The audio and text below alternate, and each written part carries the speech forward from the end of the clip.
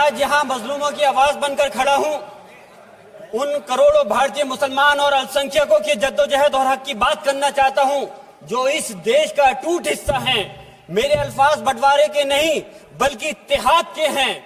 मेरे अल्फाज मायूसी के नहीं बल्कि एक उम्मीद के हैं।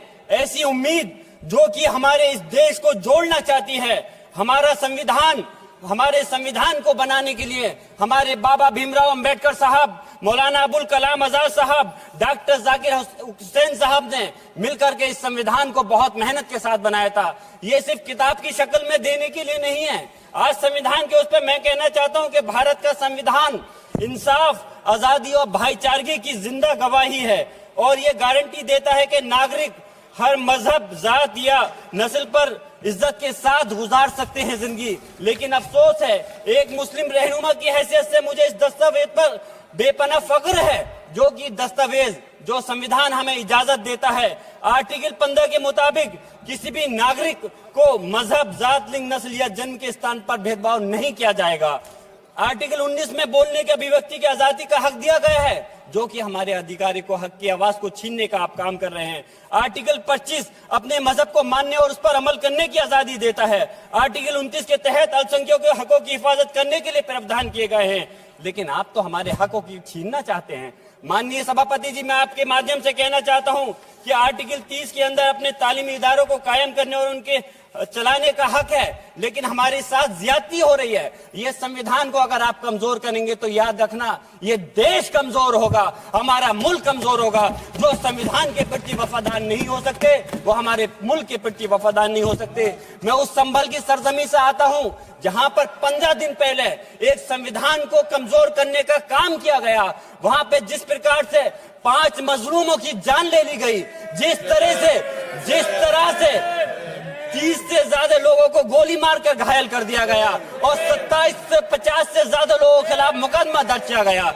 मैं पूछना चाहता हूं माननीय सभापति जी, मैं सांसद हूं, मैं अपने मुकदमे का मैंने कहा था मुझे डर नहीं है। मेरे खिलाफ मुकदमा लिखा गया, मैं वहां मौजूद नहीं था और ये मुकदमा जो हमारे चाहे विपक्ष के सांसद हो या सत्ता पक्ष के सांसद हो, आप याद रखिए जनता की आवाज हो, जनता के बीच में जाकर के आपके जवाबदेही बनती है। और मैंने अपनी जनता को आवाज को उठाने का काम किया तो क्या गलत किया था? माननीय सभापति जी, सिर्फ इस बुनियाद पे मुकदमा लीजिए गया।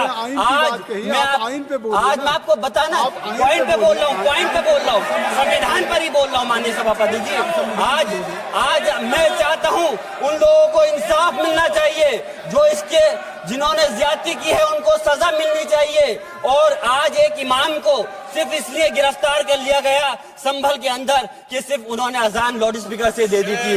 अफसोस है कि आज हमारे साथ ऐसी ज्यादती हो रही है। माननीय अध्यक्ष जी, हमारे संविधान किसानों को मजबूती की बात करता है जो इस देश की रीढ़ की हड्डी है। 130 किसान जो 10 दिन से ज्यादा समय से जेल में बंद हैं, आप किसानों को हक नहीं दे पा रहे तो किसको हक देने का काम करोगे? मैं अफसोस करता हूँ आज पूरे प्रदेश और मुल्क के अंदर जिस तरह से हमारे लोगों की हिफाजत नहीं की जा रही। एक मॉब लिंचिंग सिर्फ धर्म के नाम पर, अगर कोई मुस्लिम है, ओबीसी है या पिछड़ा समाज का, एससी समाज का है तो नाम पूछ करके उसकी हत्या कर दी जाती है। बुलडोजर चलाए जा रहे हैं। हेट स्पीच, अगर कोई हम कुछ बोलते हैं तो हेट स्पीच करके मुकदमा दर्ज कर देते हैं। और जो हमारे धार्मिक आका हमारे सल्लल्लाहु अलैहि वसल्लम की शान में गुस्ताखी करता है उनके खिलाफ कोई कार्रवाई नहीं। मेरे पास समय कम है, इसलिए तेजी के साथ में मुझे बोलना पड़ रहा है। माननीय सभापति महोदय जी, ये सवाल बंटवारे का नहीं बल्कि हम वतनों के लिए जिनका जमीर मर गया है उनके जमीर को जिंदा करने के लिए है। हम चाहते हैं इस देश की आजादी, हमारी देश की, सभापति जी बस मैं अपनी बात खत्म कर रहा हूं, 1 मिनट। हमारी देश की आजादी के लिए मैं ये कोई बंटवारे की बात नहीं कर रहा, लेकिन हमारे मुस्लिम और हिंदू समाज सब लोगों ने मिलकर के इस देश को आजाद कराने का काम किया था। आज उनके साथ ज्यादती क्यों की जा रही है? हम लोग अपने इस मुल्क के अंदर मजबूरी से नहीं रुके बल्कि हम जो है अपनी मर्जी से रुके थे। हमारी मुल्क को आजाद कराने में हजारों लाखों मुसलमानों ने शहीद हुए थे। माननीय सभापति जी, कॉन्क्लूड कर रहा हूँ सिर्फ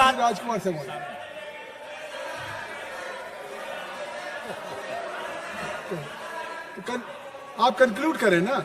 आप कंक्लूड कर ले। माइक शुक्रिया माइक है आगे। शुक्रिया माननीय सभापति जी। डिम्पल माइक मैं आ एक गया। मुस्लिम और अल्पसंख्यक रहनुमा के तौर पर मैं अपनी बिरादरी के लिए खास हक के मुताबिक नहीं करता। मैं सिर्फ ये चाहता हूं कि आईना के बाद संविधान के मुताबिक हर नागरिक के लिए जो वादा किया गया उसे पूरा हो, हुकूमत से कमजोर की हिफाजत को यकीनी बनाए और नफरत फैलाने वालों को सजा दे।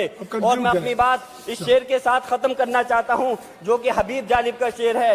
ऐसे जुल्म सुबह बेनूर को मैं नहीं मानता, मैं नहीं जानता, मैं भी खाइफ नहीं तख्ताए दार से, मैं भी मंसूर हूं कैदो अगयार से, क्यों डराते हो जिंदान की दीवार से, जुल्म की बात को जहल की रात को मैं नहीं मानता, मैं नहीं जानता। श्री राजकुमार संगवान जी।